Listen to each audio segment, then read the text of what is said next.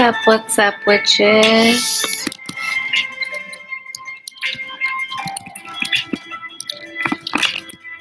What's up? What's up? It is late at night. Late for me. It's 10:30 at night.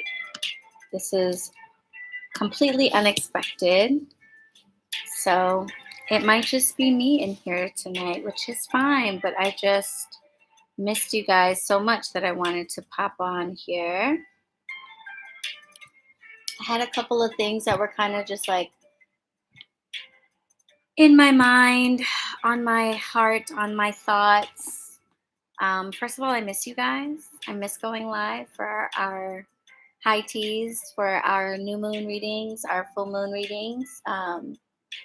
But this time away has been really good and really helpful because I've been able to do some amazing things that I'm really proud of, but also that I'll get to share with you soon.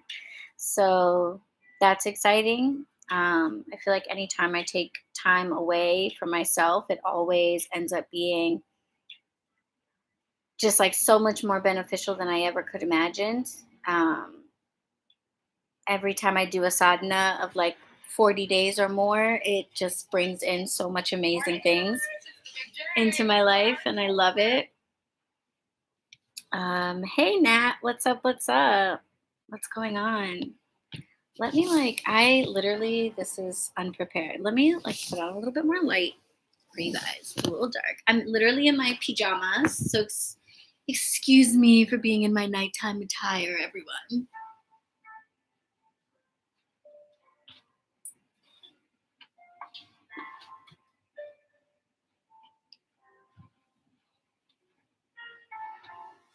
Okay, I hope that helps. I'll put a lamp on. We'll see if that helps. Ginger Snaps in the building. Hey, what's up? How are we? Okay, hopefully that helps a little bit. I don't know if it's gonna cooperate, but what's going on? What's going on, everybody? Let me type a comment. I hope I don't get hot.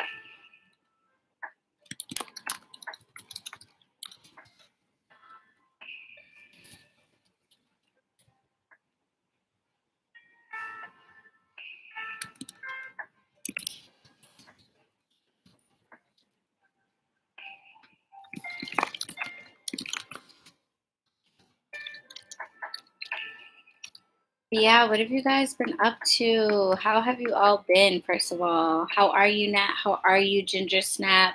Anybody else who is in here? How are you guys? It's been a little minute. I posted, I want to say maybe a month ago now, to let you guys know that I was going to be taking some time off. Is the light going in and out like poltergeist, or is that just on my end? You've been good, Nat? Good. Enjoying the summer? Is that just me? Let me know. I don't know if this light's like going in and out. I feel like this happens to Black people. I do. I feel like webcams and stuff are racist, and they have a really hard time focusing on like darker skin tones. Maybe that'll help. But I always feel that way. Like I'll take pictures with friends and immediately it's like I am the only person that can't be seen, and I'm like, this feels racist. I don't know if it really is, but it feels racist.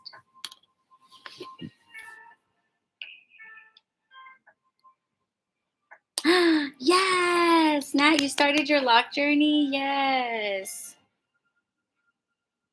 Yeah. Take some getting used to for sure.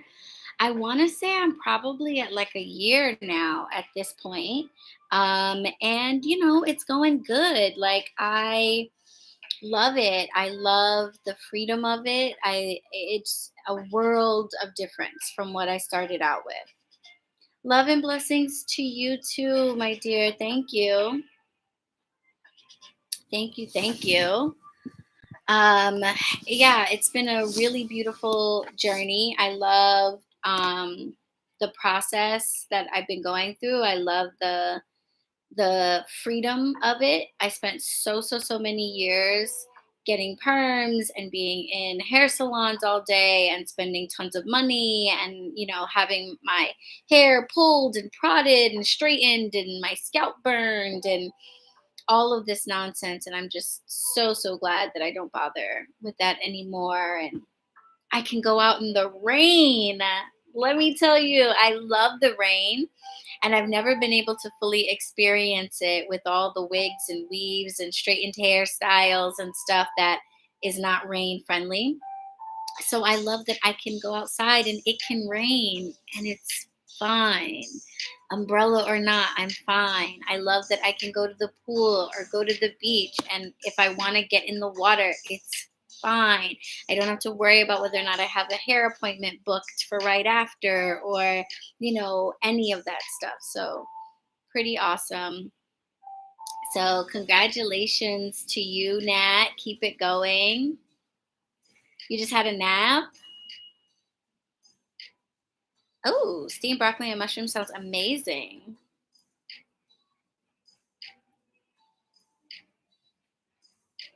You just had a nap? Yeah, I do that sometimes too, where I do like a late nap. And those are always the like after dinner ones where you're like, I'm just gonna lay down for a minute, and then it's like 11 o'clock. You wake up and you're like, is it the next day? Did I sleep through 2 days? How long was I asleep? Was it 30 minutes or has it been years? Those types of naps can be kind of annoying because you wake up and you're so disoriented. Like I hate when I go to sleep and for a nap and it's bright out and then you wake up and it's dark. It's very disorienting. I don't really like it. Nice to meet you, Cryptid Medicine. Yeah, I don't know what the problem is. It's like we have AI now that can literally create like false beings. You think they could get these damn cameras to like not ignore my existence and be like, what's happening? Is this a ghost? Like, no, I'm a real person. Just have to adjust the light differently. That's all. Shouldn't be that complicated in 2023, but yeah, they'll figure it out. Hopefully, it's not too distracting. You know what I'm saying? I also don't want to put the light right on me because I am wearing glasses, so you get that like blinder eye and then you can't see anything. So, JB, hey, what is up? Yeah, I know. Falling asleep at 6, like I get it because we're at the shop from 11 to 7. So like I could very easily take a nap around 6 o'clock for sure. But then you miss dinner and then you get up and now it's nighttime and it's all weird. And it's like, well, what do I do? Do I go back to bed? No, you get on YouTube and you see if there are other weirdos who are also up right now. And you hang out with them. That's what we do. Does anyone actually have an ET? And or is anyone actually getting high? I'm definitely a night person too, Nat. 100%. My mom calls me a night owl. I don't know if that's like a common term or if that's a her thing. But my whole life, she's always called me a night owl.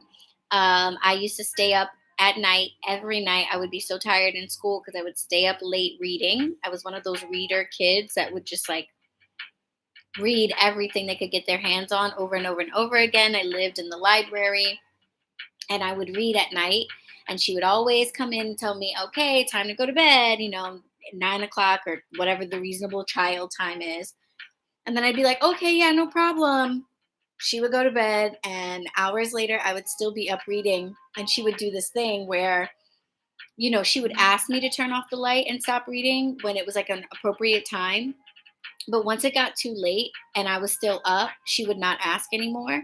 So I would be sitting there, imagine little like 9-year-old Allie in her bed, sneaking with the light on, reading her Babysitter's Club. And then it's like 3 in the morning and all of a sudden all she hears is click.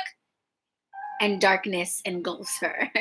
But that's what would happen. My mom would tell me to go to bed. I'd be like, yeah, yeah, I'm going to bed. And then I'd be up reading my little books, and it'd be the middle of the night. And she would like wake up and realize I was still up. My light was still on. And she would just walk by and just flick. And I'd be like, oh, no, I was in the middle of a sentence. Um, but yeah, I was that kid. But even if I'm not reading, nowadays, obviously, I'm not necessarily up reading the way I used to be, but I'm definitely tuned into the night. I vibrate very strongly with the nighttime energy, with the moon, with creatures of the night, with plants that bloom at night, the night shades, obviously, like, yeah, very much a nighttime creature. And the only reason why I'm not up late now is because of, well, capitalism, to be honest.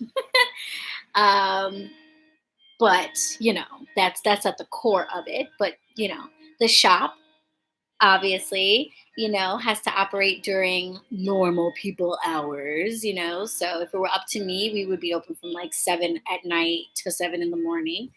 But we're open during the day, and the banks and the post office and all the places that I have to go to as a small business owner and as a shop owner happen during the day and things like that. So the life that I have chosen for myself requires me to be up in the morning and busy during the day and resting at night, even though that's not what my natural bio frequency is tuned to. So, but y'all know what it is. Y'all know, y'all. I'm not alone. All of us are doing things that fall completely outside of our natural rhythm in order to live in the capitalist world that we are in. The very fact that we work through the winter is not in alignment with our natural vibration. And it's not an accident that so many of us feel increasingly sad, tired, and want to go within and be indoors and under covers and asleep during the wintertime. And capitalism forces us to work during that time in order to survive and feed ourselves. But it's not natural.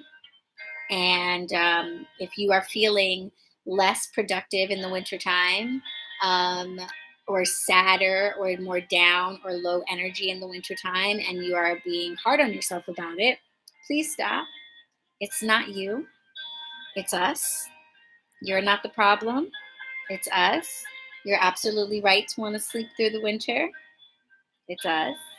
Um, but yeah, you know, my natural rhythm is definitely a nighttime rhythm. So this is a nice little like luxury for me. My birthday is coming up. Yes. A witch is going to be 37. Yes.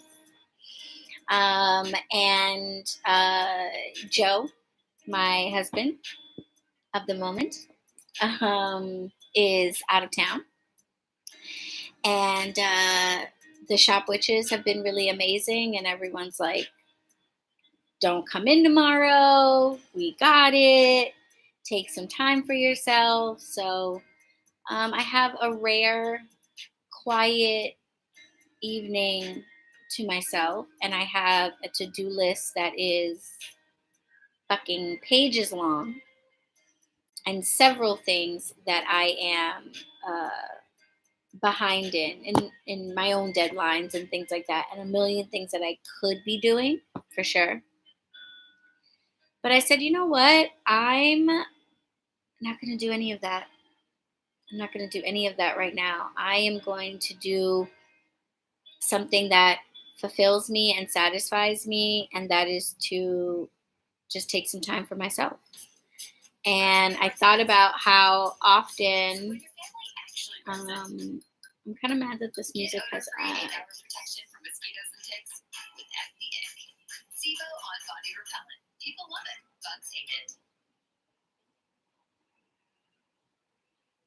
I might change it. I'm mad that this music has ads.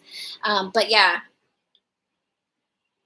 I just wanted to like take some time for myself, and I realized that I really missed uh, being active on this channel. And even though I am coming back and I've got some amazing things when I'm coming back, and the channel has been on my mind and has not been far from my heart, and I've posted like some shorts and stuff, but I haven't really been active, and I miss it. I miss you guys. I miss like having a regular check-in, all of it. So I was like, you know what, I am going to treat myself. I don't have a plan, me, I'm usually like organized, it's on the calendar, there's like things set up, and I'm posting about it and all that, and I didn't do any of that. I was just like, I'm going to take a shower, I'm going to make myself a cup of tea, I'm going to have a CBD gummy, and I'm just going to chill out, and I'm going to connect with the people that I miss right now, and that's you guys. So that's what I'm doing. I'm just coming in and getting my fill of you, since it's been a while, but I am super, super excited about all the things that I am working on. I wish I could tell you about all of them. I kind of can't. Some of it's magical, some of it's not, but I'm excited to be back. You'll definitely be seeing more of me in August. I have the intention of doing a webinar for you guys, because I think I finally figured out how to connect with each of you and like provide the education and guidance that I want to people who are really genuinely looking to live the lifestyle of a practitioner. Like, for those of you who have maybe gone a little beyond the point of buying books or watching witchy things, and sort of, emulating that, or like just enjoying watching it, to like getting to a point where you're like, okay, this is what I want for me in my life. I want to be a witch. I want to have that confidence. I want to live in that identity and be strong in it. I want to have a magical lifestyle where I don't have to like coordinate to celebrate a Sabbath or something. Like, this is a part of my life. This is how I live my life. Maybe you want to have a pagan or witchy community around you. You want to have friends to celebrate the solstice with. You want to, get married in a pagan ceremony, and want to know people that would do that and could officiate that, would attend such an event. I think that when you are first starting out as a witch, you're very much focused on doing the stuff, buying the stuff, and what are the right steps, and what are the words to this thing, and and that's the first step. It's a beautiful step. It's important. We all start at that step. And then after a while, you start to be less concerned. Maybe this might not be for everybody, but at least for me, after I had done enough of like the stuff, I became more concerned with like my own personal development as a being, a human being, but also as a spiritual being, and also as a magical being. Not every witch is like that. Not every witch cares about that. A lot of witches are just in it for the witchcraft, and that is fine. A lot of witches are like, look, I just want to cast spells, and I want them to work. And I don't really care why they work. And I don't really care whether or not I'm a better person because of it, or, what have you. And all of that is totally fine. I do not judge that whatsoever. That just wasn't what it was for me after a while. After a while, I started to ask questions like, why did this spell work, but this one didn't? What do my spirit guides have to say about this? Who are they? What are their names? How do I communicate with them? Like, I felt like it wasn't enough to just be casting spells or even going to events or celebrating holidays.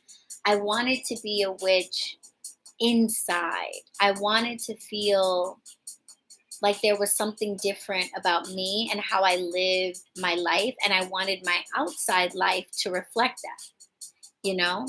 Um, so for me, that turned into going deeper into how witchcraft works. And then that took me into wanting to better understand the energies and frequencies that were responsible for my spell work success. Whether that was my own spirit being, because some witches just work with their own energy, their own spirit. They set an intention, their own will, and through the sheer power of their own will, they manipulate and move energy to create results. Some witches call on the assistance of divine beings, spirit beings, elevated beings, unseen beings, maybe not so elevated beings, but beings nonetheless, to assist them or do the work for them on the other side in the unseen worlds where this work is done. And I am of the latter now. I am of the latter now. I don't think I always started out that way, but when I started asking the questions of like, okay, it's cool that that spell worked.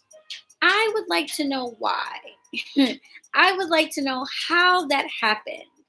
Why did this candle lighting thing that I did turn into something over here? How is that even possible? What do the two have to do with each other? And it was not enough for me to just say, oh, yeah, that worked great. Excellent, done. I'm just one of those people that wants to know why.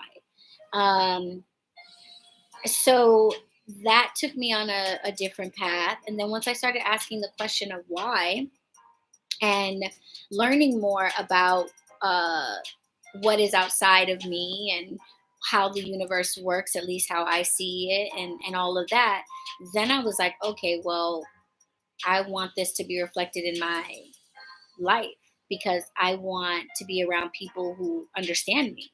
I want to have support when I say things like, I don't celebrate Thanksgiving anymore because I have made personal connections with indigenous spirits. And now that I know them and I know what they do for me and how they show up for me, I cannot, in good faith or in good conscience, sit here and feast over this meal on a day when so many of them are in mourning over the violent loss of their ancestors, like those very same ancestors that I've connected with in the spirit realms. I can't do that. That doesn't feel right for me anymore. And I need to have people around me who get that.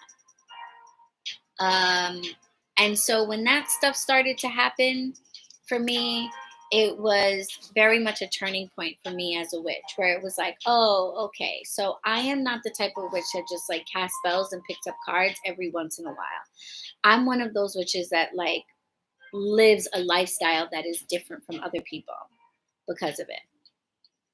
And I realized that that's the only type of craft that I can teach, you know? I want to be, okay, this, I have to change this. This is annoying. Hold on, I feel like I was lied to because I thought there were no ads. Ooh, this one I like. 11-year-old Ariella has a lot of hobbies. She loves to draw, read, and dream about her. But yeah, so I realized that I can't.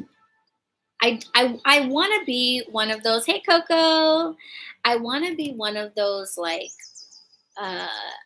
internet witches, influencer witches that are like, here's 3 tips for how you can do this. And like, I want to be that guy. I really do, because that guy does well, you know, but it's hard for me to do that because I can't, I struggle to distill magic that way. you know. Um, for me, it's not about the steps. It's not about the things you do, the things you say, the stuff you buy.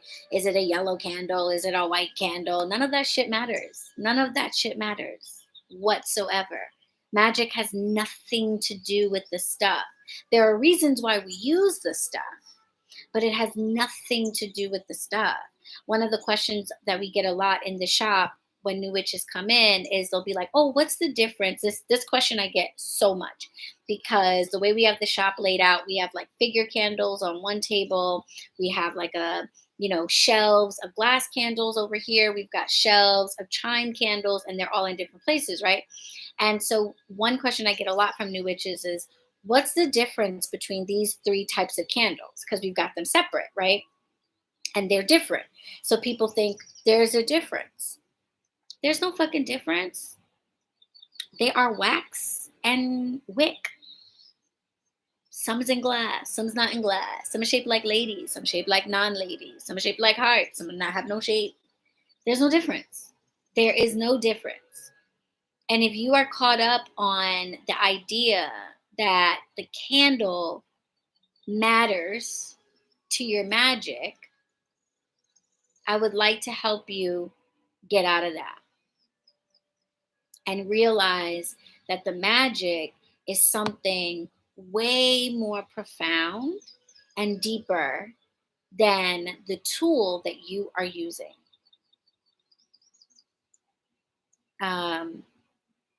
And that's really fucking hard to put into a 3-second TikTok or whatever it's, you know what I'm saying? So I want to be that guy. I know that a lot of you are looking for that witch. I know that a lot of you consume that type of content and find it helpful. And that's great and all of that. But I just can't make that type of content. It doesn't fulfill me and it feels like a lie, honestly. It feels like a lie to sit here and be like, here's 3 tips to cast this love spell and not talk about the inner work of why it is you think you need to coerce love into your life in the first place, or why it is that you have not realized that love is a state of being and not a thing to possess. If you know what I'm saying? Like, I don't want to talk about 3 steps to a love spell. I want to talk about what love actually is. It's a vibration, it's a state of being, and how to be in it at all times. And how by being in a vibration and a frequency of love at all times, you will always draw love towards you. And so if it's love that you want, casting a spell to make somebody love you is kind of useless because you'll always be casting spells to make people love you.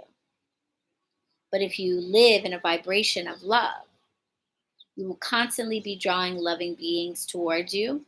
You will never have to light a candle for it. That's the type of magic that I work in my life now. And that's the type of magic that I want for all of you.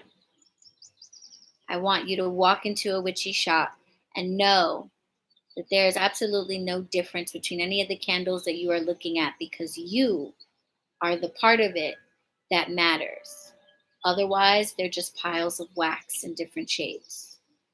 They mean nothing. And this is the case for everything. Tarot cards. I am a diviner. I receive messages from the other side that I'm able to interpret more clearly with the use of cards. These cards do nothing. They are pieces of cardboard. They do nothing. They mean nothing. They hold no power. They hold no magic.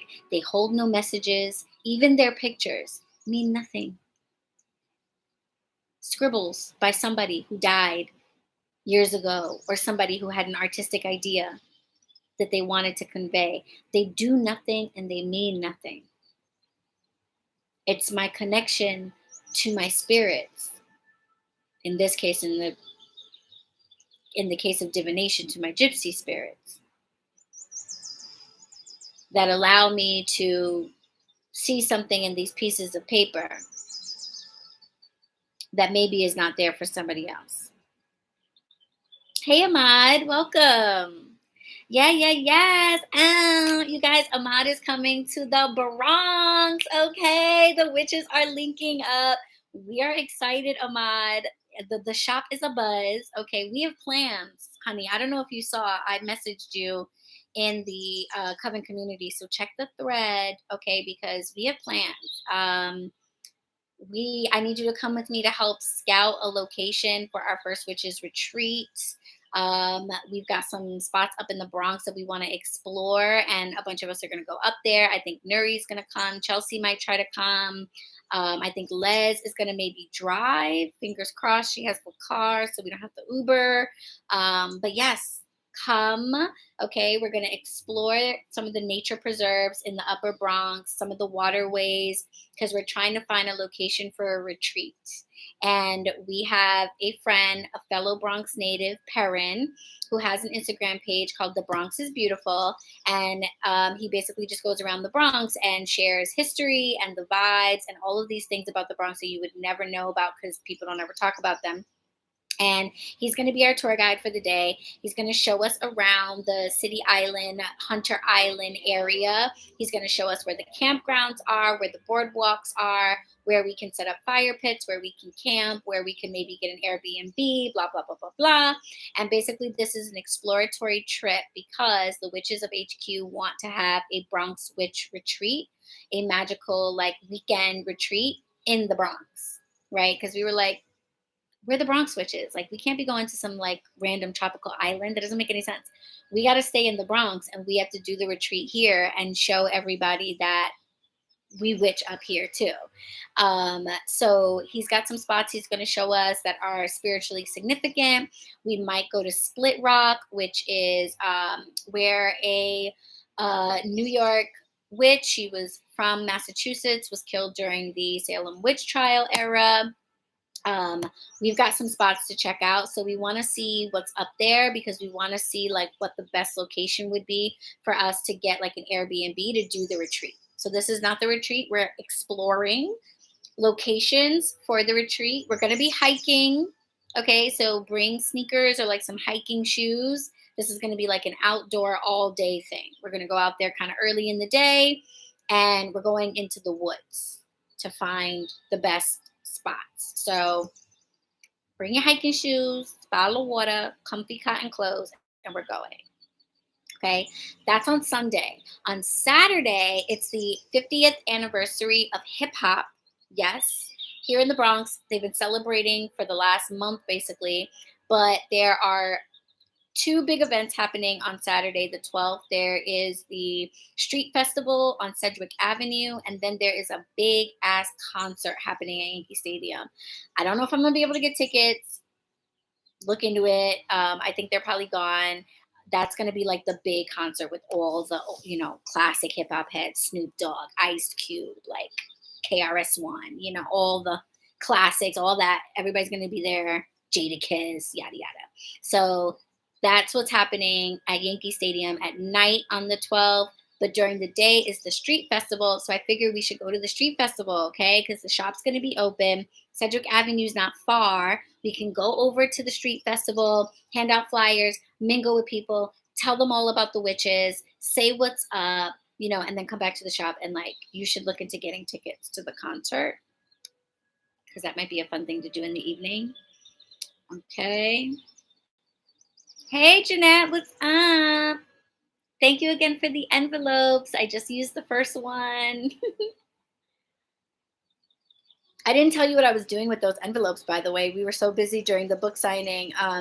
But I'm doing, have you guys seen the 100 envelope challenge online where people save money in like a box with 100 envelopes?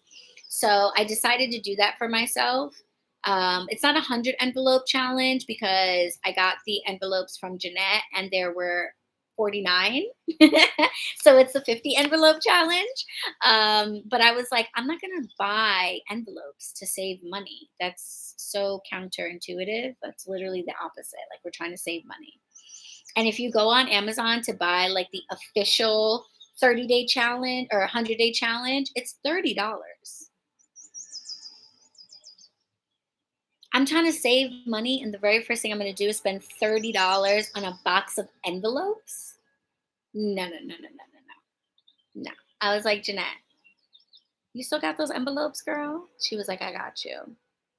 I'm on my way. I was like, I'm not paying money for envelopes to save money. That don't make no sense. But yeah, so thank you, Jeanette, for the envelopes. I just did my first one.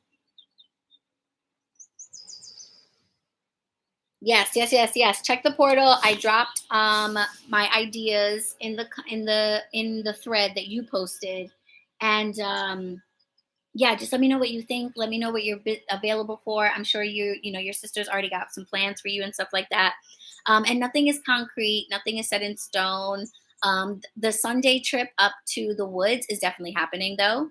Because I've already confirmed that with Perrin and stuff. That's definitely happening.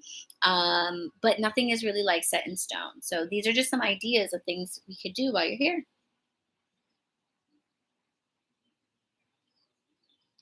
Yes. Okay. Preliminary. Yes. Okay. Good. Yeah. I feel the same way. The concert sounds dope, of course, but I'm just not in a concert kind of place in my life. You know what I mean? Like, I'm just not, I just don't feel like Yankee Stadium is huge. It's a lot. It's a lot. It's a lot of energy. It's a lot of people. You're standing in line. You're bumping into people. You're trying, you gotta stand in piles of pee to go to the bathroom. I'm sure it's going to be turned the fuck up, but I'm good. Plus, we're going to be literally like a block away from the stadium. You can hear everything. Okay. When the Yankees play, you know when the seventh inning stretch happens. You know when they play New York, New York. You know when there's a home run. You know when a call gets overturned or somebody gets hit by the ball. Like you can hear everything. So trust, if there's a concert in the stadium, like when Madonna performed, oh my God, the whole South Bronx got the concert. You don't have to actually buy a ticket to go inside. We couldn't see nothing, but we could hear everything is music. So we was all out here like a virgin, blocks away from the fucking concert, but you can hear everything. So we'll still be able to hear like what's happening, and the streets will be lit. The streets will be litty. If you've ever been around here during a Yankees game, concert, anything like that, World Series, the block is hot. It's just police and people and just all kinds of debauchery and nonsense. So you get the full New York City experience.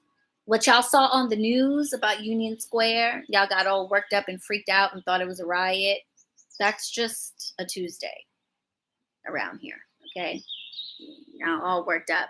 It's so funny being in New York and hearing from people outside of New York. People are like, "Are you guys okay? There's a riot," and we're over here like, "There's a riot? You heard about a riot? We rioting? When did we start rioting? Are we supposed to be rioting right now?" It's people outside of New York. You guys get so freaked out about everything, and we're always just like, "No, it's like totally fine, bro." But then when shit really is bad, nobody cares. We couldn't breathe a couple of months ago because Canada wanted to smoke us the fuck out, and everyone was like, "Oh, isn't that weird?" We were like, "Send help!" Like nobody cared. Yeah, open festival. Yes, if it was a festival in like Crotona Park or something, that'd be down. But concert inside of a stadium, I'd rather be outside. I'd rather be outside, just seeing the sights, you know, and all of that. Yeah, there's going to be tons going on in the streets. The street festival, honestly, the street festival sounds more exciting to me. First of all, because of like a daytime event. Okay, you know what I'm saying? I like to be in my house in the evenings. So I like a daytime event. And I like, that you can bounce around and do different things. It's not so coordinated. You can check out that booth and go do this thing and get some food from that vendor and check out the stage area, who's performing and blah, blah, blah. So I got to look into the details or whatever, but I will get the details on the street festival because I think we should definitely do that. We should do it. Oh, it was 11:11. Thank you, Ginger Snap. I actually noticed it while it was happening. Your wife is sleeping and you hope she sees it in the morning? Me too.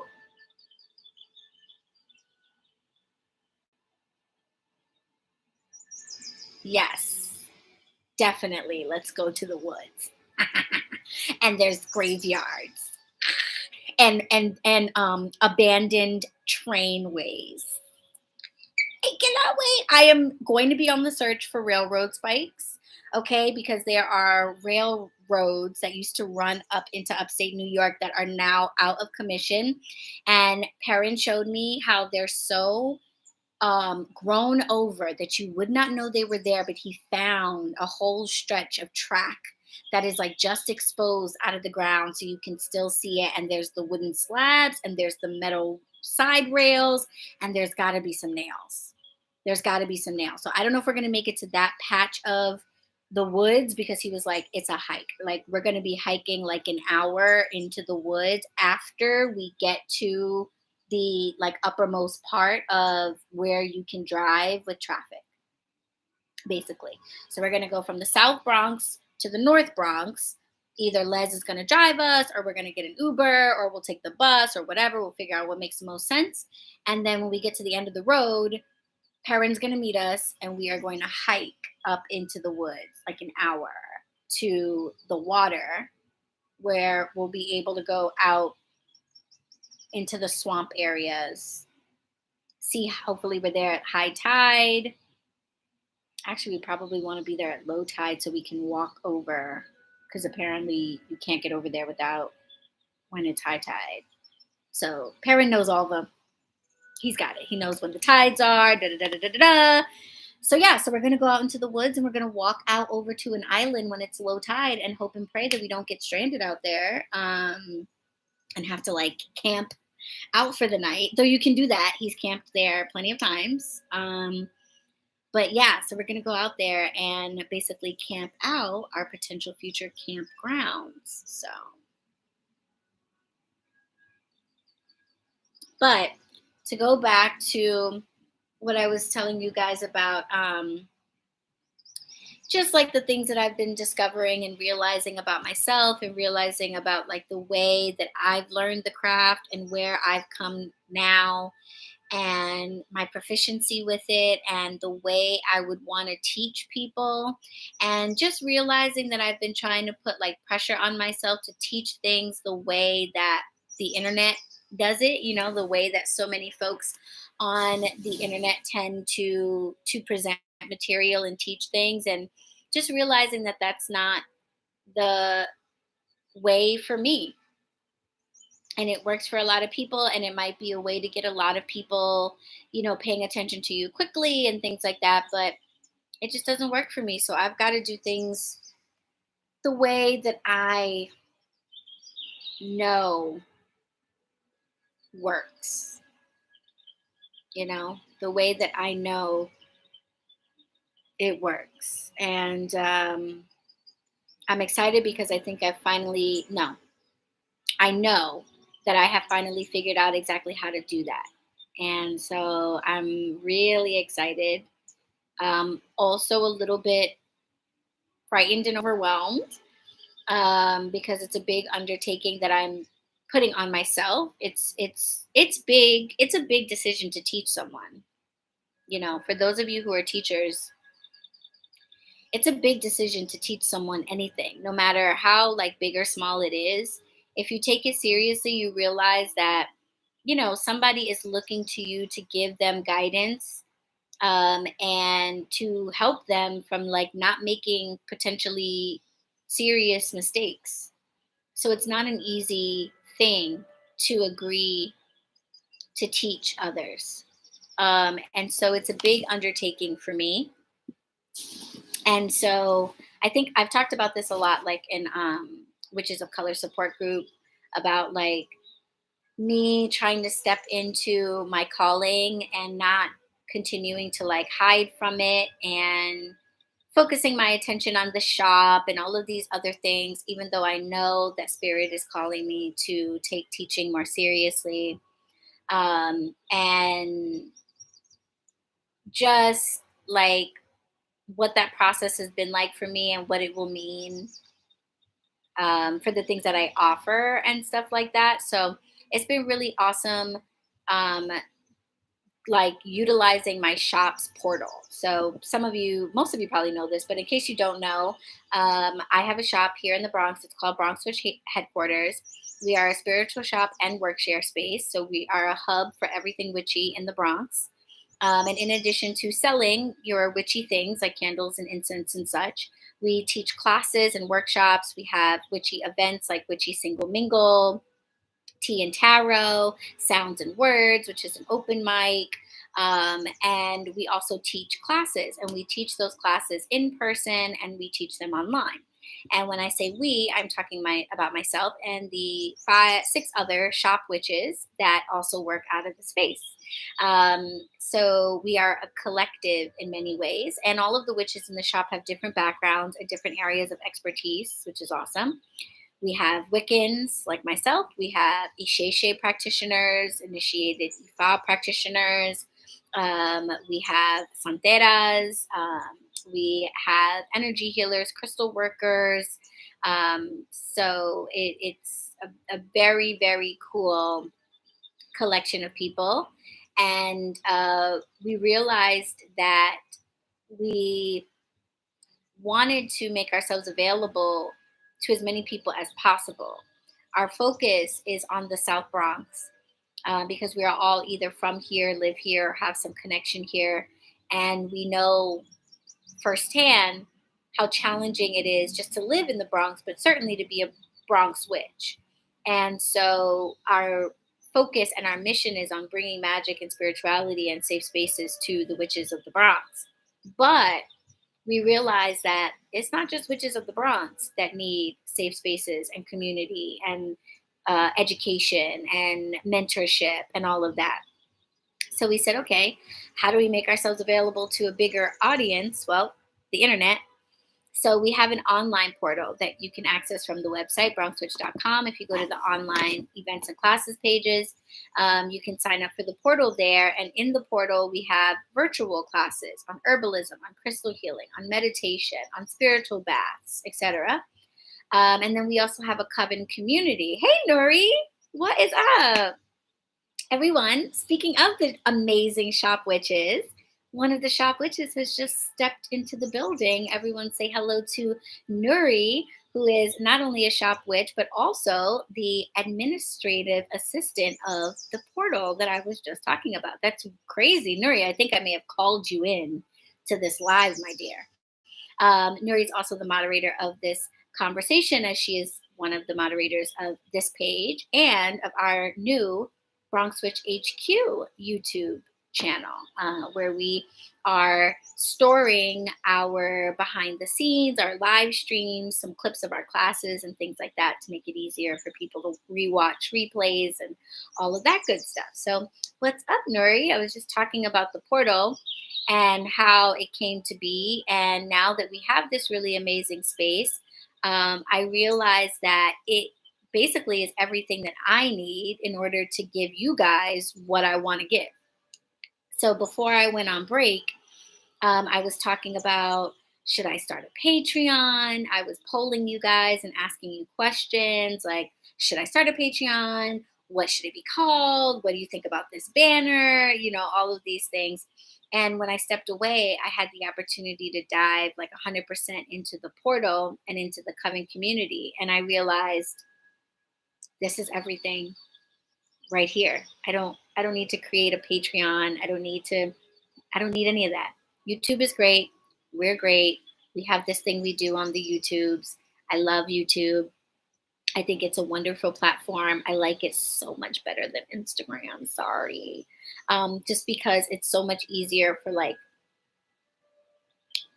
real engagement to me. I don't know why I feel that way, but I like it better. It's a better format for me. So YouTube is not going anywhere. It's only going to get better. But I realized that our online portal is the perfect space for all of the things that I was talking about doing on Patreon. So I was talking about offering virtual classes in the portal, taken care of. I'm putting my classes in the portal. It's a nice central place where you can get not only my classes, but the classes from all of the other witches that I work with. So I was like, okay, I don't need a Patreon for that. The other thing that I wanted to do was have live classes. Well, turns out I can do that in the portal too. And I was like, well, what about like coaching or mentorship? I can do that in the portal too. What about community? What about connecting with people, talking with them? We had a Facebook page for a little while, and I got rid of that just at the perfect time because the online portal's Coven community is just like a Facebook page. Everyone who's in it can communicate and post videos and files and photos and all of that good stuff, which is all what I wanted a Facebook for. So I was like, wow, now I understand why I needed to step away, because I had all these things in my face, all these comments. Why don't you do a Patreon? Why don't you do an OnlyFans? Why don't you do this? Why don't you do that? Da, da, da. And I was like being pulled in all these different places. And I stepped away and dived completely into the online portal and realized, oh, wait, it has everything that I need in order to offer everything I want to offer. So that was huge.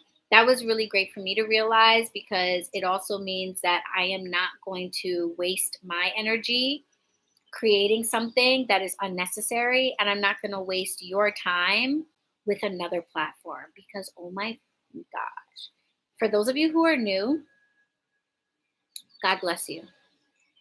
You have not had to go on this ride with the rest of us. How many platforms have we been on, guys? We've done the Gram. We've been YouTube. We tried Fanbase. We tried Facebook. Okay, we've done it. We've done it all. All right. Why don't we stay where we're at? All right. And I'm going to use my shop's online portal as a place to offer some of the things that I have in my mind, on my heart, now on paper, and soon coming to a computer screen or mobile device screen near you. Yes, I love that. Ahmad said it's okay for you to thrive and flourish in this capitalistic matrix we were born into. I know it's an internal struggle for some of us, but we owe it to our ancestors. Thank you.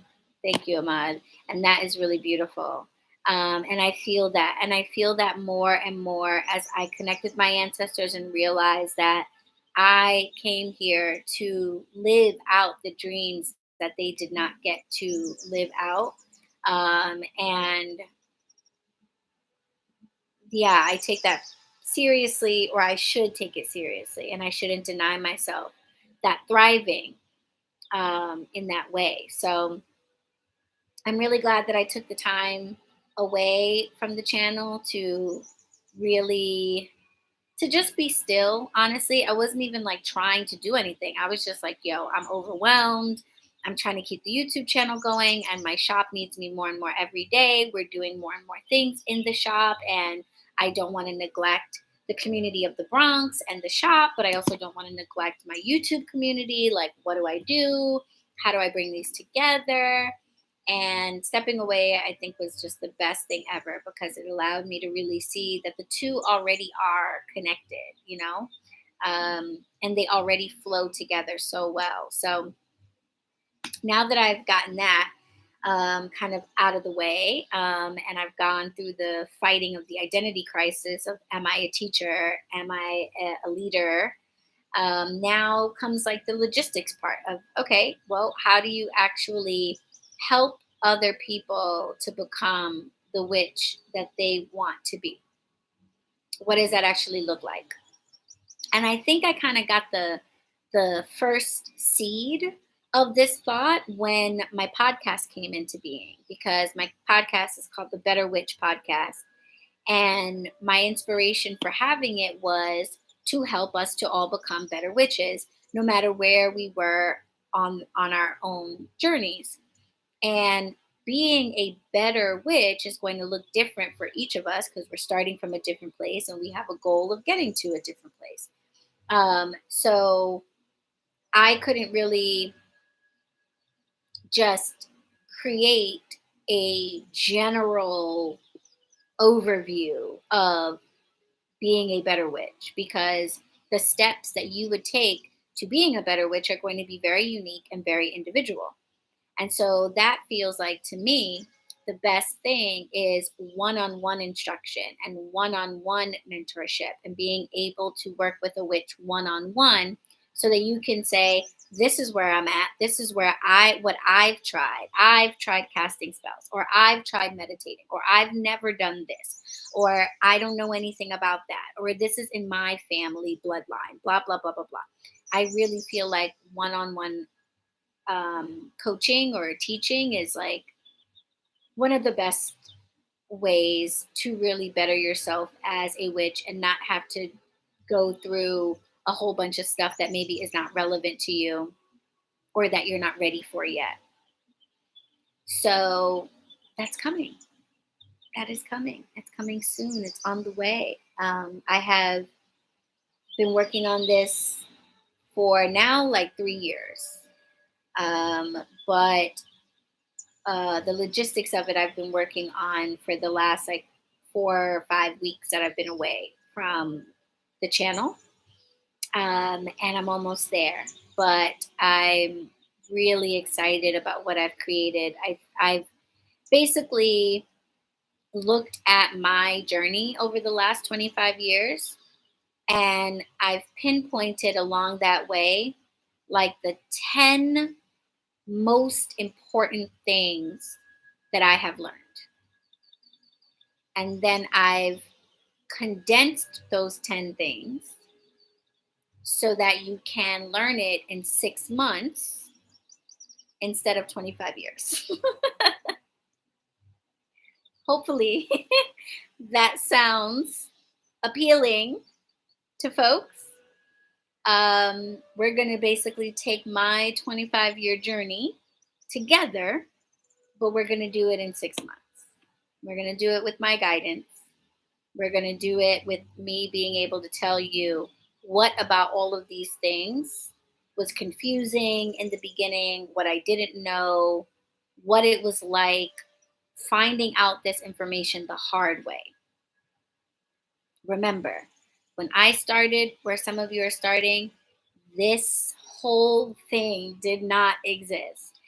Listening to me in real time on a screen while we are all in different parts of the world, this did not exist.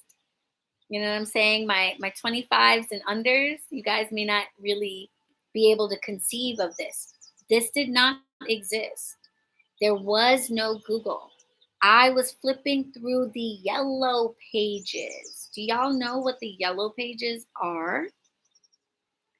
I was flipping through the yellow pages to try to find tarot readers and witchy shops in the city at 15, 16, 17 years old to try to go and learn from and connect with.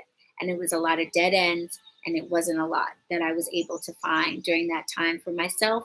So it was a lot of forced self-study, which means I made a lot of mistakes. I bought a lot of shit that I didn't need. And I learned a lot of things that, okay, it's great. If I were going to be on like Witchy Jeopardy, I would be winning every week, sure. But I didn't, in the end, really need to learn because they don't play into my practice whatsoever. And I probably wasted, some time and energy, certainly money, taking classes I didn't need and initiations that I weren't truly called for, and all kinds of stuff like that. And we're gonna avoid that. we're gonna take that part out of the 25 years. And when you take out that crap, it shortens down quite a bit. and then I took that and then shortened it down even more because I was like, okay, people are not going to sign up for a 3-year coaching program. That's not going to happen. So I was like, this is still too long. So how do we make this shorter without losing the core of what it is that I want each of you or whoever takes it to walk away with? So it's been a little bit of a journey here, but I think I have finally created the outline of what I know will be a really beautiful and useful program for the witches out there who feel like they've reached the max of what they can do by themselves. You've bought all the books, you've got the stuff, you've got the altar, you've got your Sabbaths, you've got your full moon days and all of this. And you feel good with that, and you're ready to go to the next step and realize that one-on-one direction from a witch who's maybe just done it a little bit longer would be helpful. That was incredibly helpful for me when I finally got some mentorship in my spiritual path, and in my magical paths. When I started learning from my mentors, it was huge. It was huge. It was all the stuff that the books and even the videos and things just couldn't teach me. So I'm excited. I'm excited because I also feel like an absolute crazy person for the timeline that I have set for myself. We will see how this all plays out, but I've given myself like a ridiculously short amount of time to debut everything to you guys. But I've done it because I picked a short period of time that I forced on myself, because I'm basically just trying to light a fire under my ass. Because like I said, this coaching program has been in my mind and on my heart for 3 years. 3 years since quarantine started, March 2020. I was like, okay, I have time now to create a coaching or mentorship program for witches that want to learn. And do you think I got that shit together in all of quarantine? No, I did not. Now, in my defense, I did open a whole shop and do a whole bunch of other shit, start a podcast and a bunch of other things during that time. So it wasn't like I was just sitting at home doing a whole bunch of nothing, but I didn't get the coaching program together. I kept coming back to it, adding to it, thinking about it, restructuring it, but really sitting down and saying, do it, get it done. I didn't do. And now I'm doing that. Now I'm doing it. No more BS on me. No more dragging my feet. No more, well, I need to incorporate this. No. I'm lighting a fire under my own ass to start making myself available in this way. So that is the plan. And you'll hear a lot more about it when I can share more about it. And I'll definitely be going live again to talk about the details when I can. But yeah, be on the lookout for the first run of my coaching program. I think to keep things from being too overwhelming and to make sure I can give everyone individual attention, I am probably going to limit the program, at least the first time around, very significantly. I am probably only going to take on 10 witches at a time. Okay. It's 6 months, bro. So that's a lot of time to spend together, and I want to make sure that I'm fully available to each of the witches that takes the program. So I could probably do more, but I'm not going to at first. So the first round of the program is probably only going to be open to about 10 witches. So just keep that in mind when I do start posting about it and making it available. It'll be available to sign up for a brief period of time, and when we have 10 people, then I'll cut it and we will get started very soon. We will get right into month 1, our very first module. We will be having multiple hour lessons every 2 weeks. We will be having one-on-one sessions. In addition to that, we will be having homework assignments.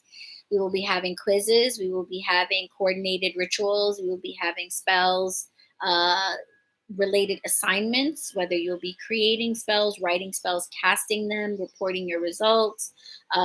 We are going to, really be diving into the different elements that I believe are necessary to be a witch, and doing it from a very individual perspective for each of you.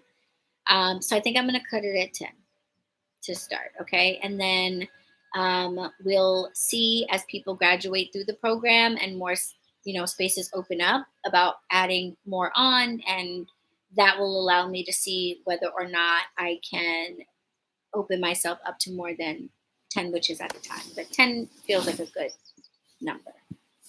Okay. So it'll be limited at first in terms of accessibility. Um, but I think people are going to like that.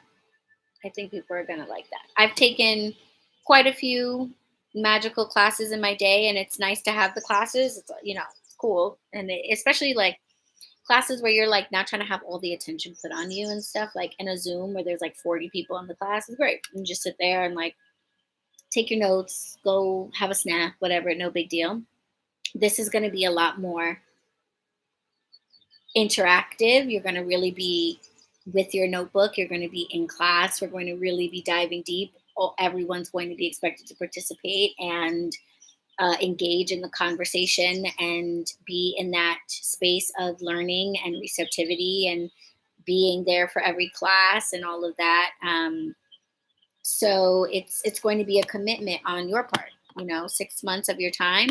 I am going to have it structured in a way where you don't have to finish in exactly the amount of time as everybody else. It should take you somewhere between 22 and 26 weeks based on how I think you'll progress in the program.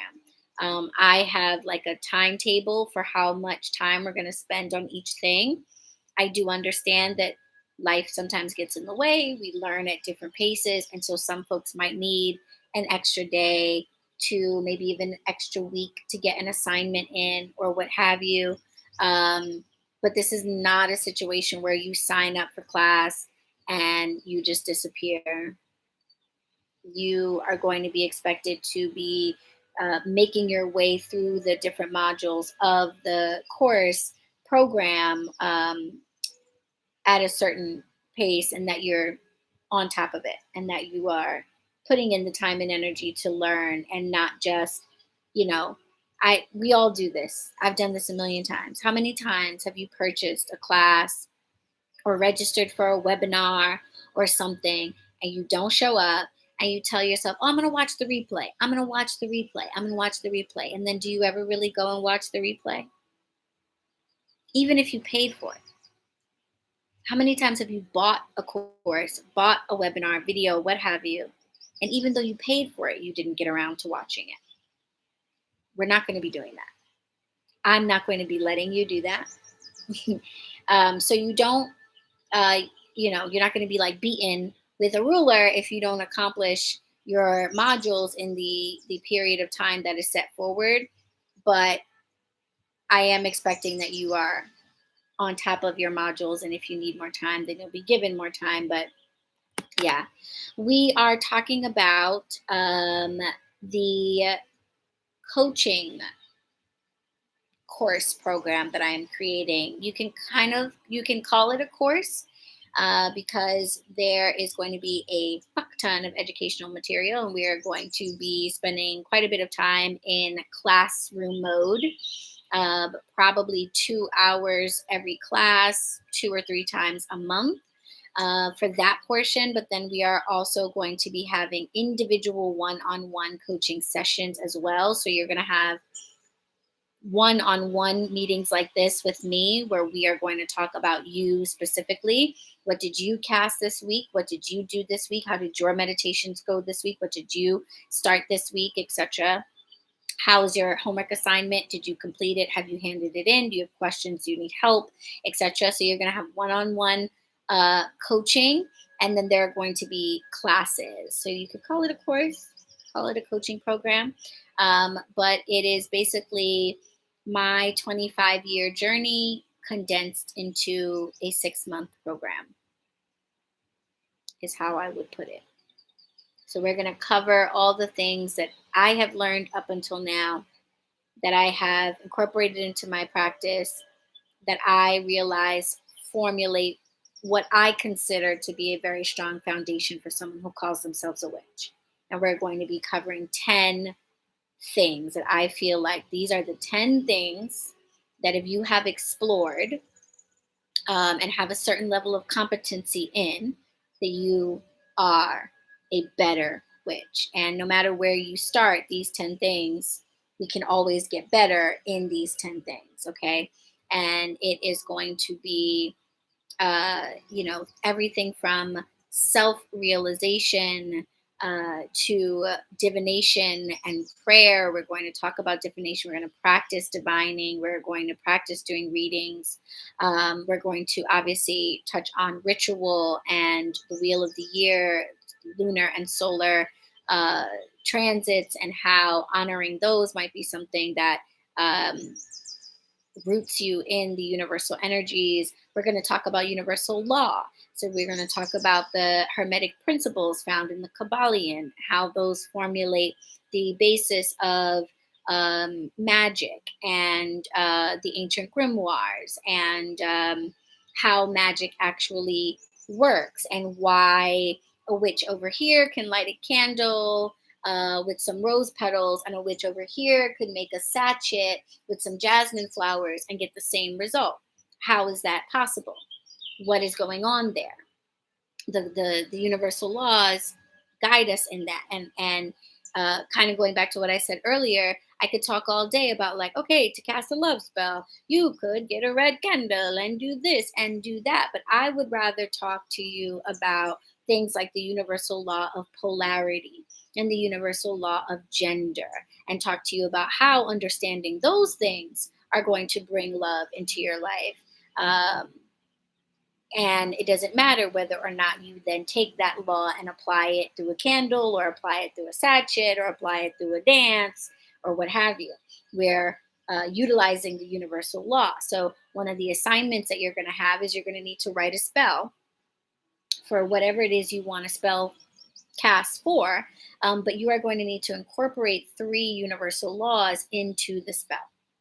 So whether you incorporate them into the type of ingredients, into the timing of the spell, into the words in your incantation, into the structure of the ritual itself, however you do it. But one of the homework assignments is you are going to have to write a spell, top to bottom. What's in it? When are we doing it? What are the elements? What prayers are being said? What's the intention? What's the time frame, etc. And you need to incorporate at least 3 of the universal laws into that structure to demonstrate that you understand those laws and how they play into spell casting. Okay, so that's one homework assignment that I've created, that is in the module on universal law and spell casting, and that's kind of the approach. That's how we're doing that. We're going into that level. Okay, so but yeah, that's that took me a long ass time to learn, y'all. Okay, it was a lot of me casting spells and not knowing why things worked, and why a figure candle, and why this. And so I'm going to cut out the BS. I'm going to tell you why, and then we're going to practice it. And it's going to be a lot easier than learning it the hard way.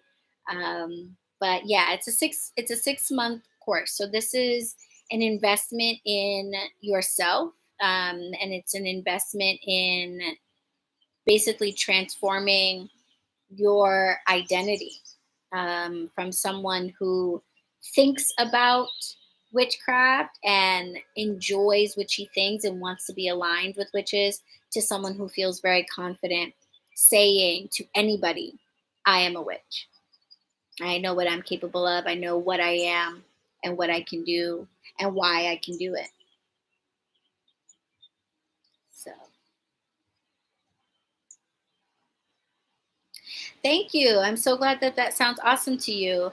The total course price is not finalized at the moment. I am a numerological individual, and I like to choose numbers that have spiritual significance. But the number that has been sitting on my heart has been 1667. So that's 1667, 1667, for the whole 6-month course. And yeah, that number has significance to me for a number of different reasons. But also it represents, I think, the value of the amount of time that we're going to be investing into this. So the number is kind of a dual significance for me. But the numerology of it also was like, yes, speak to me, numbers. We're going to talk about numerology in the course. And the math of energy we're going to talk about.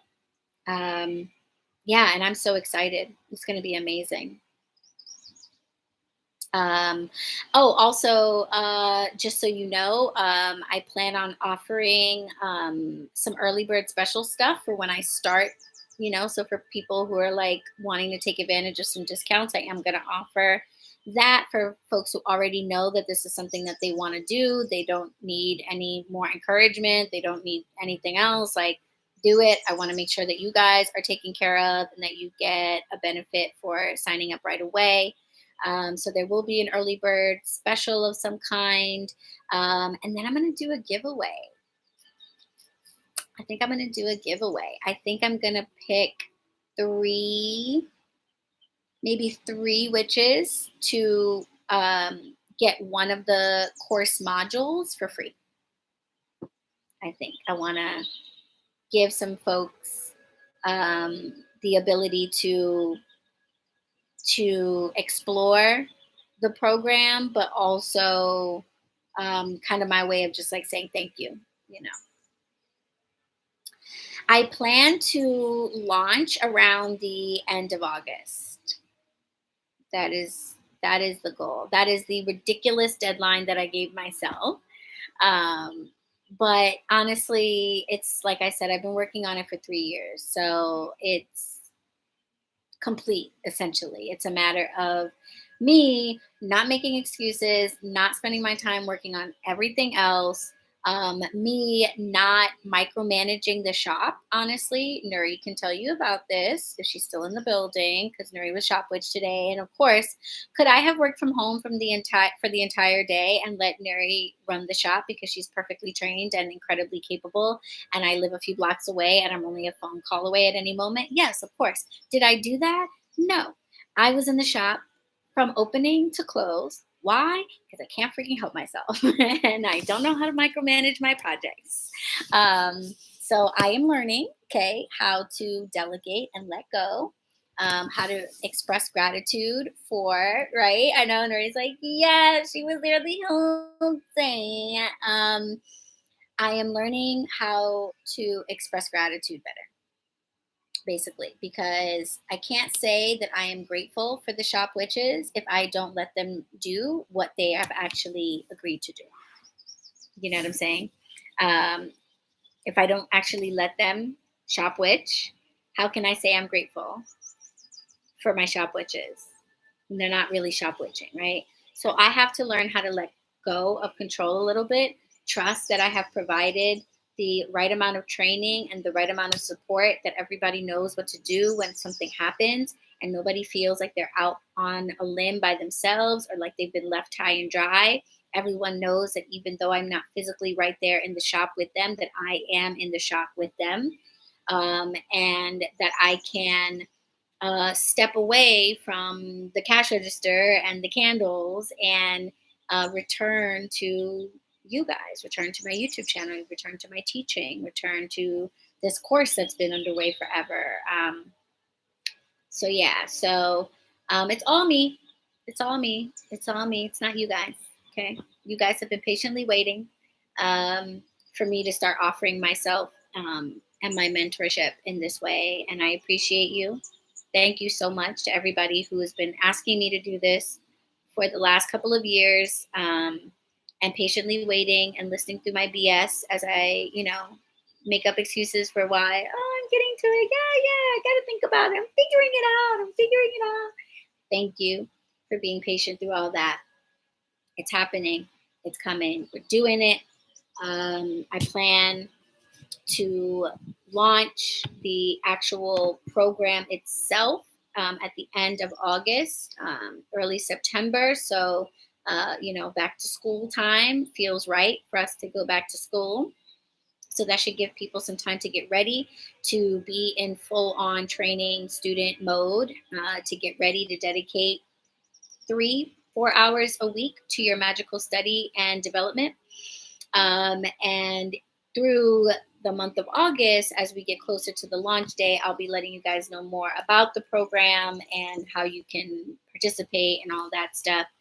And as I said, to answer Vibe Earth Ascension Spirituality's question, the whole program is going to be $1667, and there will be both a giveaway and an early bird special for folks who already know that they're ready to rock and just want to sign up, get the curriculum list, and get ready.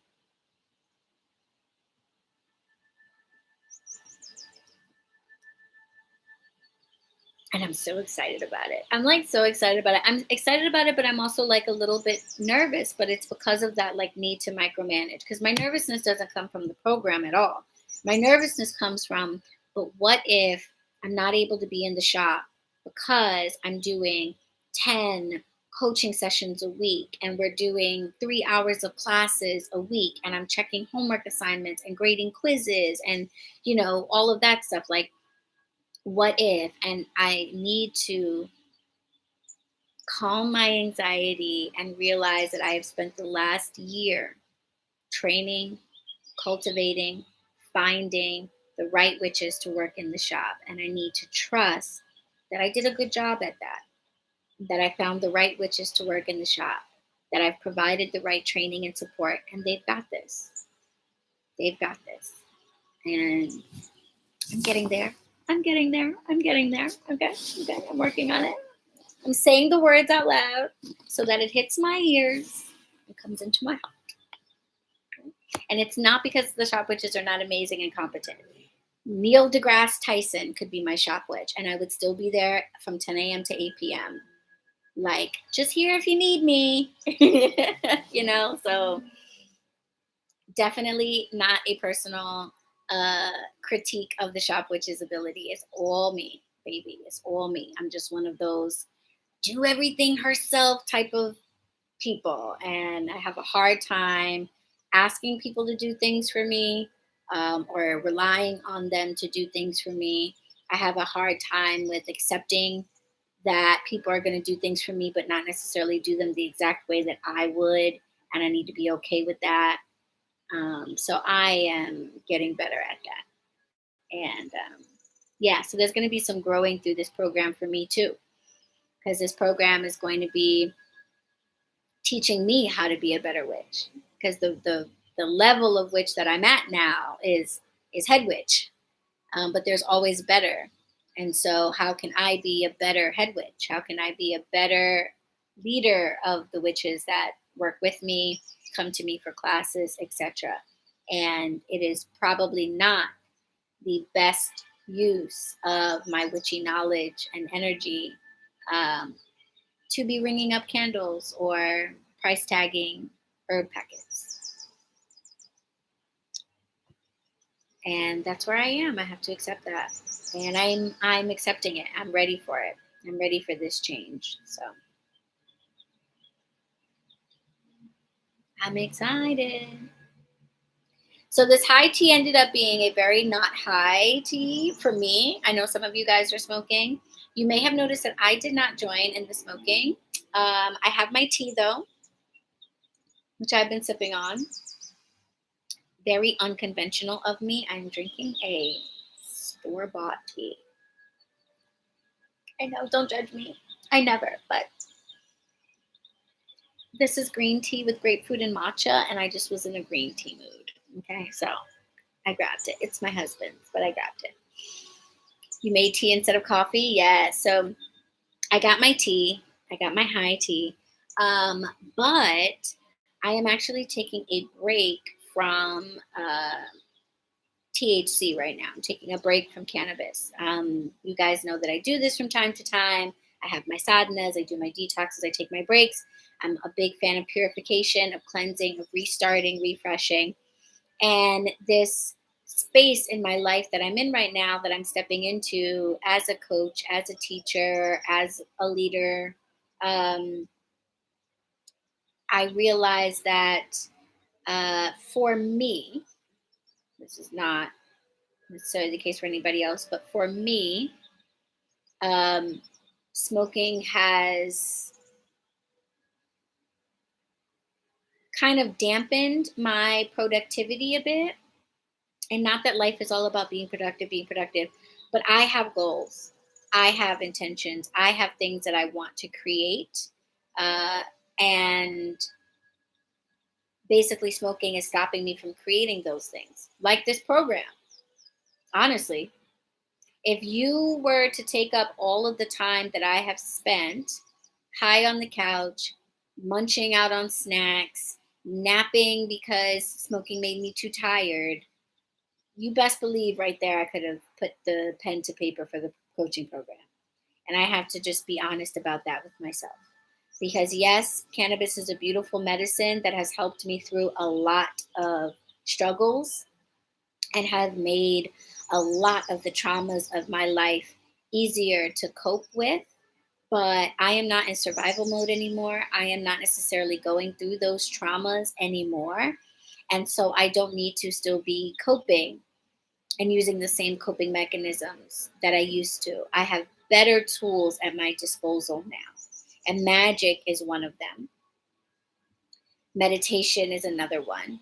But I have all these tools at my disposal to cope with and overcome the challenges of life.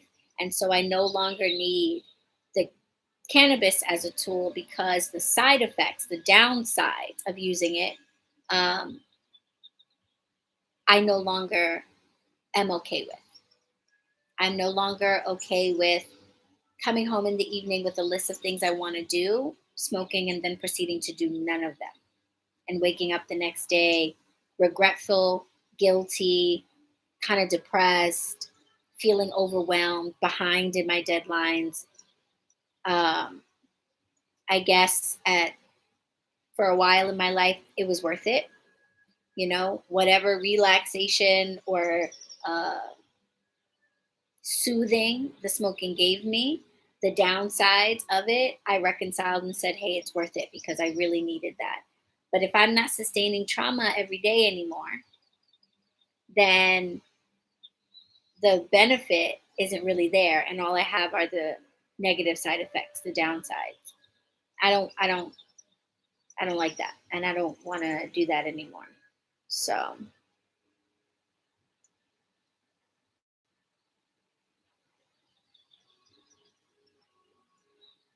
yeah. Yeah. See, I like that you have your blunt ready as like a reward for the work that you've done. And if I had that type of self control, it would maybe be better. But for me, but I am the ultimate justifier. And I can basically make a good argument for why I should do anything at any time. So I will tell myself, well, I'll give myself the reward of this smoke when I'm done working. But then I'll just as quickly tell myself, well, but we know I'm going to finish the working. So why wait? You know? Um, Discipline you have. I lack discipline. Very much so. I lack discipline. That is definitely something I am trying to strengthen and cultivate and grow for myself. Having the discipline once I say I'm going to do something, to immediately going into that mode of now it gets done, as opposed to, well, I know I said it, but I could also do it tomorrow, or, well, maybe after this, or blah, blah, blah. That discipline is lacking for me. So I've decided that, the way Leslie put it today, ShopWitch Leslie, they said, you are giving yourself the gift of sobriety for your birthday. And I thought that was really deep and really amazing. And I'll be perfectly honest with you guys, it's not easy. Today is day 3 in a row of no smoking. And well, it will be when I get up in the morning. And I'm really proud of myself for that. And I honestly didn't think I would be able to do this live without needing to smoke something. So just in case, I was prepared. Okay, I brought home a box of the stimulating spliffs that we have in the shop from Puffs Herbals. These are hemp flower herbal blends that are phenomenal.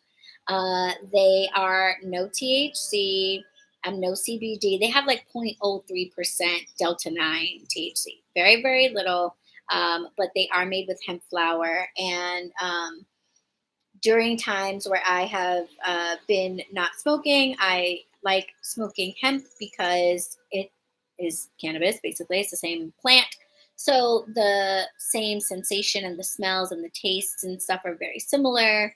The feeling is different, but at least you kind of get some of that um, similarity. So, when you're dealing with an addiction, having something that's similar can sometimes be a nice way to kind of ease yourself off of the real deal.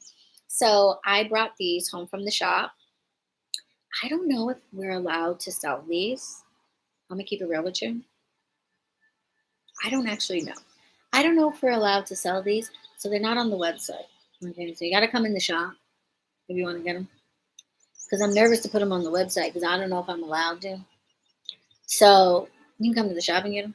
All right. But I brought home a pack for myself, just in case. Yeah, I love hemp flower.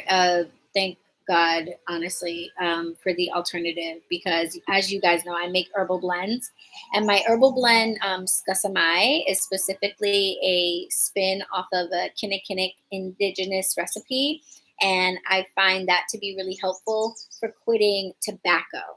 So I recommend it to people who smoke cigarettes and want to get off of cigarettes because there's no tobacco in the blend, but it does feel very much like hitting a cigarette because of the yerba santa in it in particular, that resin and everything like that.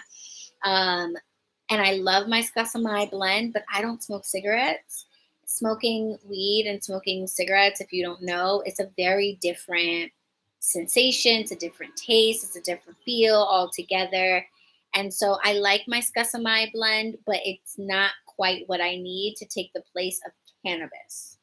If I smoke cigarettes, it'd be a perfect replacement, but it's not quite a replacement for the cannabis. And my other herbal blends I love, but nothing quite has that same sensation like hemp does, obviously. It's the same plant. So, yeah, thank the goddess for the hemp flower.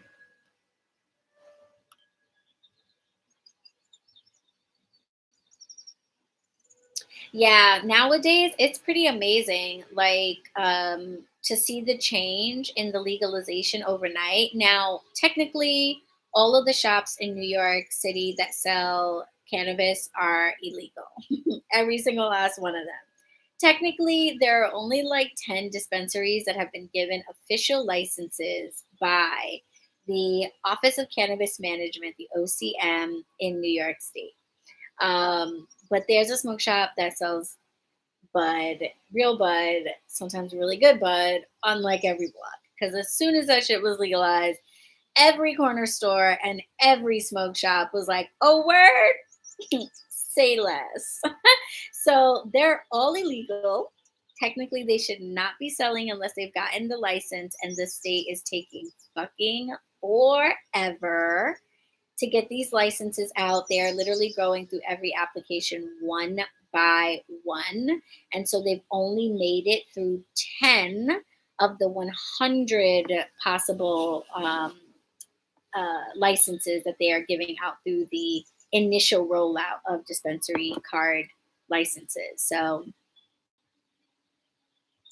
child, they need to get it together because the smoke shops are like, we ain't waiting for y'all to fucking give us a license. Are you kidding me? It's see, the problem is you legalized it recreationally, but did not have the licenses and everything in place first. So now there's a gap. And so you have people who are going to buy and sell and use cannabis outside of the licensing structure because you took away the punishment. So you didn't really think about it. You didn't really think about it. Like, why am I, if I'm a store and I already sell, I'm a smoke shop, I own a smoke shop, and I already sell hemp, I already sell CBD, I already sell flour, I sell bongs, I sell wraps, I do all of it. I have all of that stuff. I have everything except for just this one little piece, which is just actual full spectrum THC flower. And you're going to tell me now that it's legal and now that the people who come in my shop and buy it are not going to get arrested when they walk outside and I'm not going to get arrested for selling it? You want me to sit here and wait 2, maybe 3 years for you to give me the license to sell it? Why did they think that was going to happen that way? That's bogus. They should have done it the other way around. Have people apply and go through this whole licensing process, get all these dispensaries checked off and okayed before they legalized it.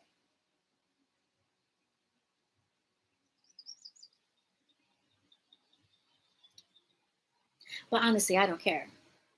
Smoke shops, do your thing. I'm just saying, if you wanted to, not have what's happening right now happen, that would have been probably the better way to do it. Either that or just have a much fucking better system for getting these licenses. Like, come on now.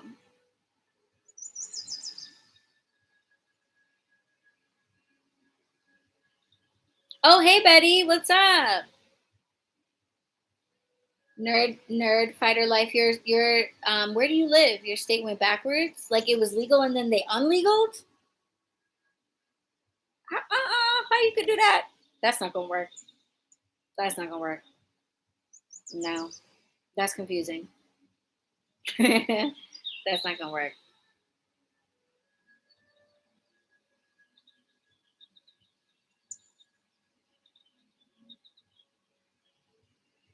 That is not gonna work.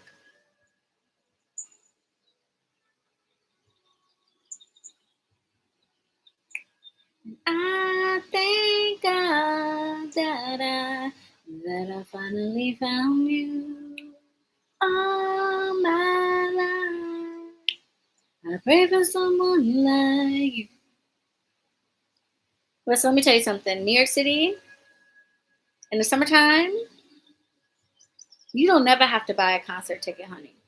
It's a 24-hour concert out here. It's 12 o'clock in the morning, but it's a Saturday night, baby. So they outside. They've been outside all day. Okay, and but they've been playing the tunes. Okay, we had a good little Mark Anthony little 20-minute riff. Okay, with the hits, the Mark Anthony hits, and it seems now we've gotten into a little late 90s R&B mode right now, which is beautiful. I mean that's cool. But yeah, the Bronx is lit right now. It's summertime. It's August. The weather is nice. It was booty hot, sweaty, disgusting a couple of weeks ago. Now it's gorgeous, 75, 78, little breeze in the air, not too humid. So the block is litty in the city. If you went outside right now, you would think it was 4 o'clock in the afternoon because we are out. Well, they are outside. I'm never outside. I'm in the house. I'm in my shop. I'm in the house. I'm in the woods. These are where you can find me. You will not find me outside. But it's impossible to keep the outside when you live in the hood because the speakers here don't have low volumes. So one man's concert is everybody's concert, and you just live with it.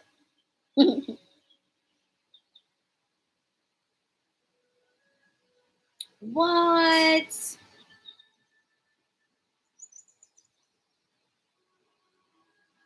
Virginia was going to legalize, but then they went back on it, and then they stopped the sale of Delta 8 and hemp THC. Oh no, you guys are going backwards on it. That doesn't make any sense. What was the problem?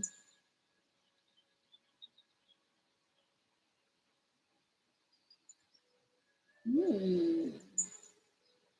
Yeah, Nuri knows what's up. Nuri lives in Manhattan, Upper Manhattan, not too far from here. Different vibe of the neighborhood, but at the end of the day, same vibe.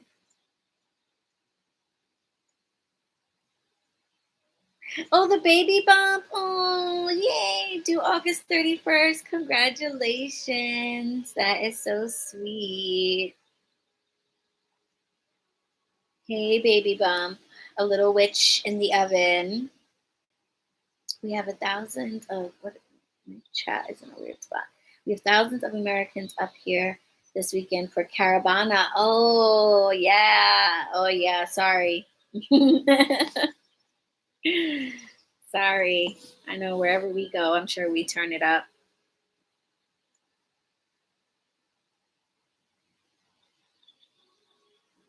THC is illegal, but hemp filter. It's so dumb. It's so dumb. Your governor sucks, unfortunately.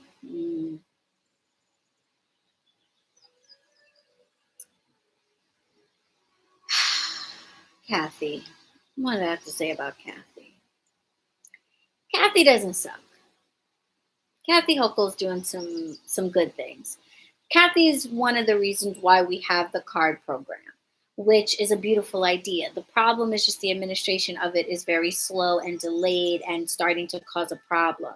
But Kathy Hochul is one of the reasons why we have the card program. What the card program is, if you guys don't know, CAURD program is a law that was passed prior to the rolling out of the licenses for dispensaries that basically says the first 100 dispensary licenses must go to individuals who were negatively impacted by the illegalization of cannabis.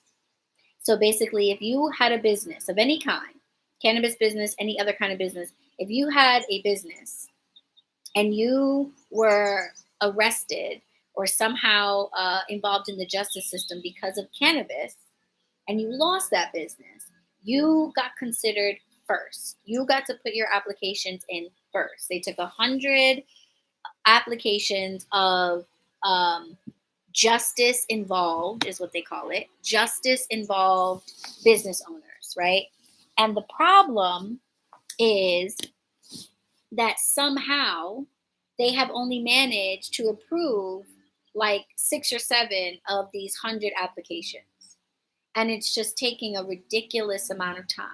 But the idea is fantastic. When I heard it, I was like, oh my gosh, yes, absolutely. The people who have been the most negatively impacted by cannabis being illegal and this BS war on drugs should 100% at least have the first shot at trying to benefit from the fact that this is now a legal business. Love her for that. Not a lot of thought about like the technicals though. But I don't know that that's unique to her. That seems to be a thing that politicians love to do.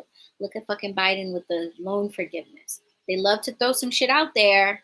Oh, pass this law. And then it's like, but did nobody sat down and said what the plan was going to be on how we were going to actually do this? Nobody. So, yeah.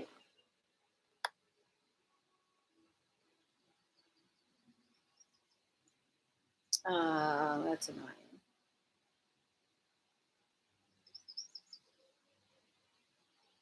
Yeah, if you like to be up late at night, New York is the place to be, especially in the summertime and especially the Bronx, because if we went outside right now, 12 o'clock, people are still in the park, grills are out, kids are running through the sprinklers, music is blasting. Like we're not going home anytime soon. Home is right upstairs, so mm-mm. I hate a raid. They did a raid recently though, because what's happening now is the OCM is trying to act all tough body with all of the shops that are illegally selling. But it's like, hurry the fuck up with the licenses then. But so they're trying to be hard body with everybody, and but they can't like it's not illegal necessarily. So it's like a violation or what have you. Anyway, there's this club called Empire Club that is pretty well known as like a private canna club.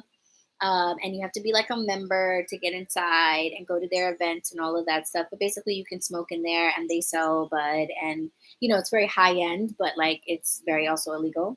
But because it's membership only, it's pretty hush hush, and it's been around for years, and it's been like a very hush hush thing. But now that it's legal, everybody's been talking about it. They've been talking about themselves, which they kind of got themselves into trouble because they went from being very underground and secretive to like posting on Instagram and everything about like, come on by, become a member. Well, guess what? You have one of the most visible pages in New York City on Instagram about smoking and cannabis events. And you're making it pretty obvious that that's happening in your space. So not surprising. They were raided last week and the owner was arrested. So yep. Still happening. Raids are still happening, but not as much. And this one was pretty obvious that they were just doing it to send a message to all of the other smaller shops and clubs that like, hey, even though it's legal, we will still run up in your shit. We will still arrest you because it's still not legal for you to be selling. It might be legal for your customers to recreationally enjoy it after they buy it for you, but you are not supposed to be selling it. So I'm glad you weren't at that market. That would not have been fun, I imagine.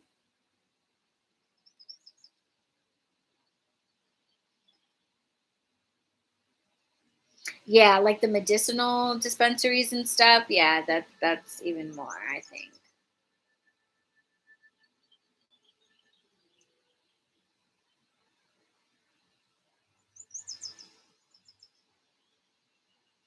Yeah.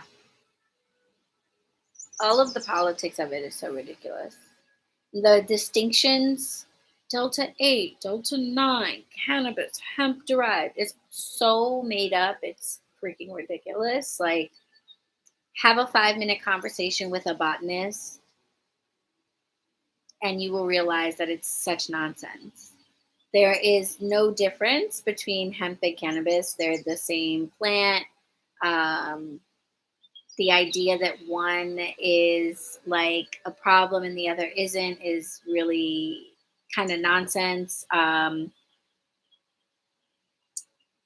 You know, the Delta 9 versus Delta 8 argument, the different strains of the THC, like for the government to kind of put themselves in a position of having to fight against different strains by trying to illegalize a chemical compound in the first place is dumb because a naturally occurring chemical compound is almost always going to mutate into different strains. So you're never going to be able to have control over it. You're going to constantly have to keep illegalizing all of the different strains that that plant might make. Why put yourself in this situation? First place.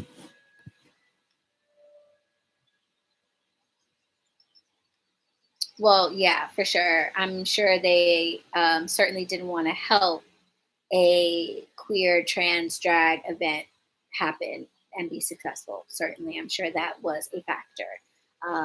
For sure, the targeting of cannabis spaces obviously happens a lot more in the neighborhoods of color, in the marginalized spaces than in others, right? Because like Empire Club, like I said, everybody's known about it. Okay, it's just that you had to be like a paying member, and it's very expensive to be a part of it. Um, and it's a higher end clientele. So the police never bothered them. They were never bothered. The only reason why they are bothered now is because the governor's office is trying to send a message to all of the other smoke shops and clubs. So what better way to send a message than to go after the most well known, most high end, most profitable of the illegal organizations, right? But prior to wanting to send this point, they were never bothered. Why? Because their clientele is not the type of clientele that get arrested. for stuff. So, yeah. Politics. The huge. The huge. But yeah. YouTube says I've been on here for an hour and 50 minutes. So you guys have had to have had enough of me by now. I imagine. I've talked your ears off. But this was really good. I really needed this so much. Like I said, I didn't really think about it before, but I genuinely miss the channel. I miss the space, and I miss just going live and talking with you guys and sharing some of the things that are on my mind and things like that. And yeah, I was like, you know what? Why wait? I was gonna wait until I officially come back and have something planned, and I'm launching my coaching program, and I'm doing this, and no, I was just like, just go say hi. So I'm glad that so many of you were able to tune in, pop on this late evening from wherever it is that you are. Thank you so much for hanging out with me a little bit. Thank you for helping me to get through officially my third night without smoking. It definitely would have been harder if I didn't have you guys to talk to, and I probably would have broken down and cracked open this pack, but I made it through. I made it through, and now I'm good and tired and cozy from my tea, and I'm ready to tuck it in and go to bed. So thank you guys for helping me get through another night of sobriety. I appreciate you very much. It was good seeing you guys. Yes, it was. I'm glad. I'm fucking shocked. I didn't think I'd. It did it send you a notification? How'd you know? Yes. Thank you, Nerd Fighter Life. Thank you very much, especially the beginning part.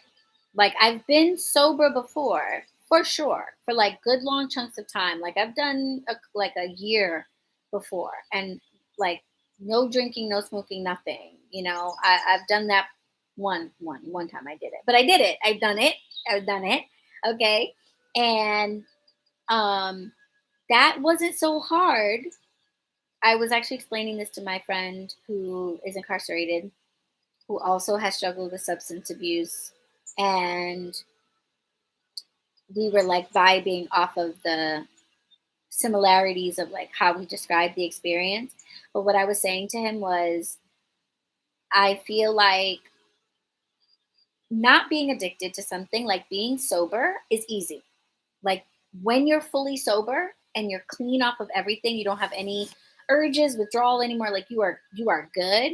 That's easy, right? And it's easy for all the obvious reasons. It's easy because you're not spending money, you're not running around trying to cop, you're not, recovering from the after effects. You're not dealing with any of that stuff. So life is easy when you're sober. Life is also kind of easy when you're in your addiction, because even though you may not be proud of what your routine is or the choices that you make, at least what they are clear.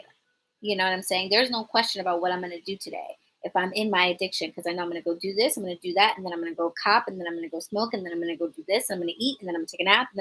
And I may not be very proud of myself that that's how my day is going to play out, but I know how it's going to play out. And there's a certain order and there's a certain comfort that comes from consistency and knowing what your schedule is going to be, what your rituals are, and your practices, and all of that stuff. So I find that being sober is easy.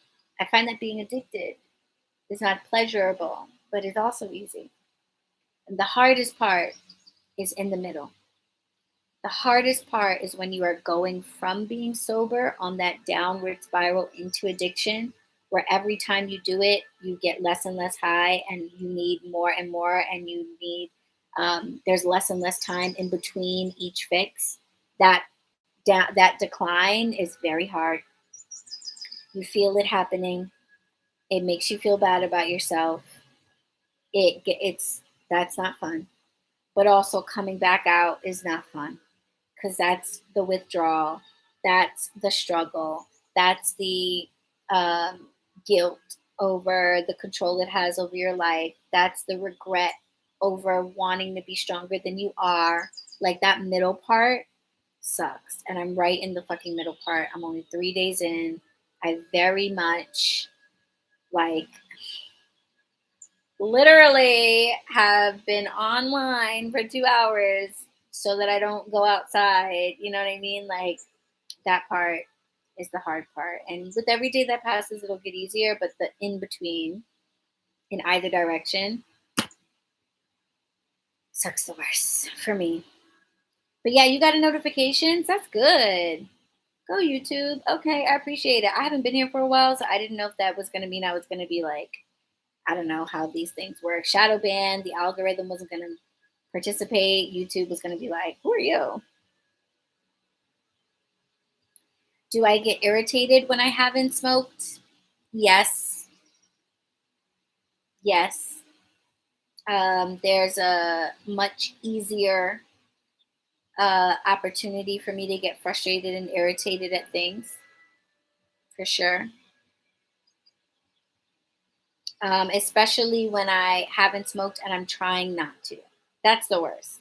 If I haven't smoked and it's just because like I was busy or whatever, that isn't so irritating.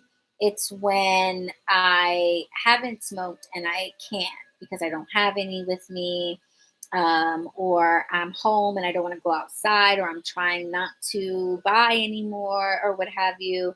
Um, yeah, that causes a lot of like agitated energy, which makes it very easy for something that someone says or does to be irritating. So it's not like not smoking. I just immediately become like, oh, terrible. It's just that like if I'm kind of frustrated about the smoking situation, like I'm like, I want to smoke and I don't have any, and I'm kind of annoyed already about that. Then somebody says something or does something, then it's like, oh, and I don't like that. Um, I am the master of my mind and I am the master of my emotions, and I do not want to be irritated. Therefore, I choose to not be irritated, and it does not help me to consume something that makes it harder for me to make that choice.